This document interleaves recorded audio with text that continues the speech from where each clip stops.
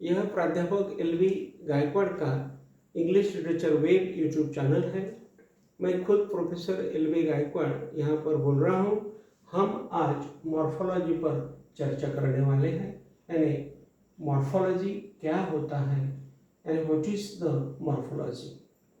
यहाँ पर मैं बताऊंगा आपको कि मेरा ये वीडियो नंबर 457 है। मॉर्फोलॉजी का मीनिंग होता है मॉर्फिम प्लस लॉजी, यानी मॉर्फिम का लॉजी यानी साइंस, यानी इसमें मॉर्फिम्स लिए गए हैं, वर्ड्स लिए गए हैं और उसका एक साइंस यहाँ पर बताया गया है। कैसे हम देखेंगे कि मॉर्फोलॉजी को बताया गया है कि morphology the science of the smallest grammatical units है, यानी इस मॉर्फोलॉजी में एक स्टडी होता है, साइंस होता है और वह साइंस स्मॉलेस्ट ग्रामेटिकल यूनिट्स का होता है। यानी इस मॉर्फोलॉजी में जो भी यूनिट्स आते हैं वो स्मॉलेस्ट यूनिट आते हैं, यानी स्मॉलेस्ट वर्ड उसमें आते हैं, जिसे हम क्या बोलते हैं, अफिक्सेशन।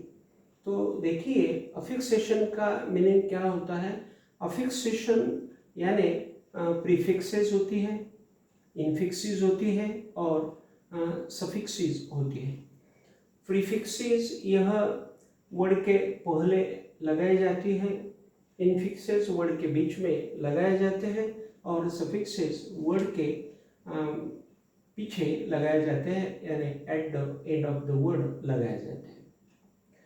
तो यहाँ पर फिर भी लिया गया है कि प्रीफिक्स यानी बिफोर द फ्री मॉर्फिम, यानी जो भी फ्री मॉर्फिम होता है। अभी फ्री मॉर्फिम किसे कहा जाता है, फ्री मॉर्फिम यानी जिसको मीनिंग होता है, उस जिस वर्ड को कंप्लीट मीनिंग होता है उसे फ्री मॉर्फिम कहा जाता है। वैसे फ्री मॉर्फिम के बिफोर यानी उसके मैं ऐसा बोलूँगा कि इन द बिगिनिंग ये प्रीफिक्स आते हैं। इनफिक्स जो आते हैं in the middle of the free morpheme वो आते हैं, यानी जो भी अफिक्सेशन वर्ड के बीच में आते हैं, मिडल में आते हैं, उसे इनफिक्स बोला जाता है। इसलिए यहाँ पर लिखा हुआ है कि in the middle of the free morpheme, यानी जो फ्री मॉर्फिम होता है उसके मिडल में, उसके मध्य में उन्हें रखा जाता है या वहाँ पर वह आते हैं। और रहा अभी सफिक्स, तो सफिक्स किसे बोला गया है कि सफिक्स यह जो फ्री मॉर्फिम होता है उस फ्री मॉर्फिम के अंत में आते हैं, यानी हम अंग्रेजी में बोलेंगे कि at the end of the free morpheme वो आते हैं। तो यह बात हम अभी एग्जाम्पल के स्तर पर लेंगे। यहाँ पर अन प्लस जस्ट बोला गया है और लफ्ज हुआ है अनजस्ट। तो फिर हम स्टडी जब करेंगे तो ऐसा ध्यान में आएगा कि ये जो अन है ये बाउंड मॉर्फिम है, ये जो जस्ट है ये फ्री मॉर्फिम है। तो इस जस्ट को यह लगा हुआ है, यानी इस फ्री मॉर्फिम के पहले ये अन आया हुआ है, इसलिए इसे अफिक्सेशन बताया गया है। फिर बाद में मैन का मेन हुआ है, तो इस मैन में ए नाम का यह अफिक्सेशन है और मेन में ए नाम का अफिक्सेशन है। तो यह ए और ए यहाँ पर इस मैन के और मेन के बीच में आए हुए हैं, इसीलिए उन्हें इनफिक्सेस बोला गया है। यहाँ पर डू प्लस आईएनजी किया हुआ है, यानी यह जो डू है यह डू फ्री मॉर्फिम है और आईएनजी इसे अफिक्सेशन लगा हुआ है और जो न्यू वर्ड बना है वह न्यू वर्ड है डूइंग। अभी हम आगे जा रहे हैं। अफिक्सेशन यहाँ पर मैंने पॉइंट लिया हुआ है कि व्हाट इज द अफिक्सेशन। अफिक्सेशन के बाद हम जब लेते हैं तो अफिक्सेशन में बाउंड मॉर्फिम्स आ जाते हैं। यानी बाउंड मॉर्फिम यानी क्या है, बाउंड मॉर्फिम यानी ऐसे मॉर्फिम होते हैं, ऐसे लफ्ज होते हैं कि उन्हें कोई अर्थ नहीं होता, यानी जो अन है इसे बिल्कुल अर्थ नहीं है, इसलिए इस अन को बाउंड मॉर्फिम बताया गया है, यानी ये अफिक्सेशन है या बाउंड मॉर्फिम उसे बताया गया है। सो यहाँ पर और लिया गया है कि the bound morpheme no meaning without the free morpheme, यानी ये जो बाउंड मॉर्फिम होता है इस बाउंड मॉर्फिम को अर्थ बिल्कुल नहीं होता। यदि हम उस बाउंड मॉर्फिम को फ्री मॉर्फिम में नहीं इंक्लूड करेंगे तो बाउंड मॉर्फिम को कोई अर्थ लगेगा नहीं। यानी बाउंड मॉर्फिम को अर्थ जब भी लगता है जब हम उसे फ्री मॉर्फिम में ऐड करते हैं। इसलिए हमने यहाँ पर लिया हुआ है कि no meaning without the free morpheme. अभी मैंने बोला कि फ्री मॉर्फिम यानी ऐसा वर्ड होता है कि जिसे मीनिंग होता है, और बाउंड मॉर्फिम यानी ऐसा वर्ड होता है या ऐसा एक वर्ड ही बोलेंगे, ऐसा होता है कि उसको बिल्कुल मीनिंग नहीं होता। जैसे कि अन है, जैसे कि दिस है, ए है, इन्हें मीनिंग वैसा नहीं है। जैसे कि आईएनजी है, इसे मीनिंग नहीं है। इसलिए मैं यहाँ पर बोलूँगा कि ये बाउंड मॉर्फिम्स है। सो यहाँ पर हम यहाँ तक आ गए। अभी मॉर्फोलॉजी की तरफ हम जा रहे हैं। यहाँ पर पॉइंट है मॉर्फोलॉजी। अभी मॉर्फोलॉजी क्या है, मैंने पहले ही आपको बता दिया कि मॉर्फोलॉजी ऐसा एक अभ्यास है, ऐसा एक स्टडी है, ऐसा एक साइंस है कि जिसमें बाउंड मॉर्फिम्स और फ्री मॉर्फिम्स पढ़े जाते हैं।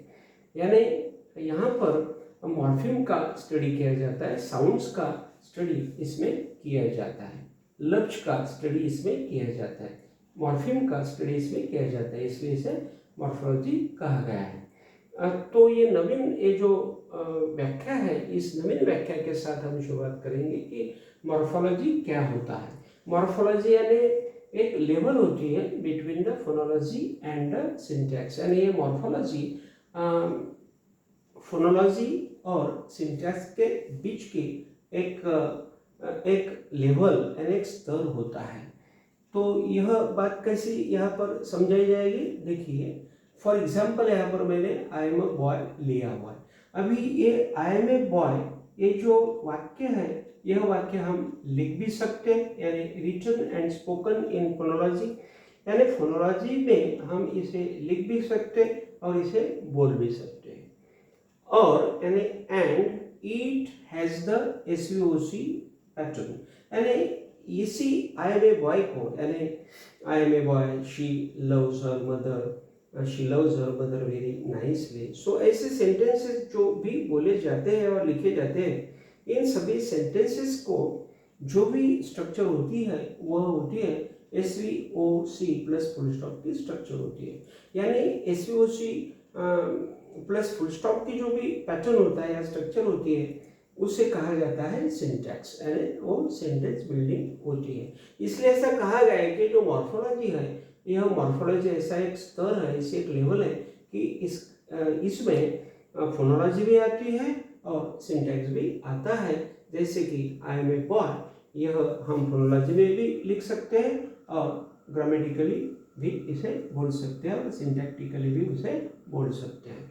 तो यह बात यहाँ पर मैंने आपको बताई। फिर बाद में it has the SVOC pattern, ये बात भी हो गई। अगेन हम जा रहे हैं प्लूरल फॉर्म की ओर। जो भी अनेक वचनी फॉर्म्स होते हैं, यानी अनेक वचन रूप जो भी होते हैं, उनके बारे में हम ऐसा बोलेंगे कि सभी के सभी जो भी अनेक वचनी फॉर्म होते हैं वो मॉर्फोलॉजिकल होते हैं। यानी मॉर्फोलॉजी के साइंस में, मॉर्फोलॉजी के अभ्यास में वो आते हैं सभी के सभी प्लूरल फॉर्म्स। जैसे कि बॉय प्लस ईयर्स हमने बोल दिया तो बॉयज हो गया, बैग प्लस हमने ईयर्स बोल दिया तो बैग्स हो गया, बॉक्स प्लस ईयर्स हमने बोल दिया तो बॉक्सेस हो गया। तो ये प्लूरल फॉर्म्स जो भी है ये सभी के सभी मॉर्फोलॉजिकल होते हैं। एंड द प्रीपोजिशनल फ्रेजेस होती है, यानी in the forest, out of the house, ऐसी जो भी प्रीपोजिशनल फ्रेजेस होती है, ये प्रीपोजिशनल फ्रेजेस ये सभी सिंटैक्टिकल होती है। सिंटैक्टिकल होती है यानी ग्रामेटिकल होती है, यानी सेंटेंस बिल्डिंग के बारे में होती है। हम ये प्रीपोजिशनल फ्रेज के सपोर्ट से हम सिंटैक्टिकल वाक्य बना सकते हैं, सेंटेंस बिल्डिंग बना सकते हैं। इसलिए इसे कहा गया है कि प्रीपोजिशनल जो भी फ्रेजेस होती है वो सिंटैक्टिकल होती है। और मैंने यहाँ पे सखोल ऐसा मैंने यहाँ पर उत्तर दिया हुआ है कि because the plural forms relate with affixation. Remember, यहाँ पर मैंने इतना डिटेल में बताया है कि जो भी प्लूरल फॉर्म हम बनाते हैं जैसे कि बॉक्स प्लस ईएस बॉक्सेस मैंने बनाया हुआ है। ये सभी प्लूरल फॉर्म जो भी होते हैं ये अफिक्सेशन के स्तर पे आते हैं, अफिक्सेशन उसे बोला जाता है।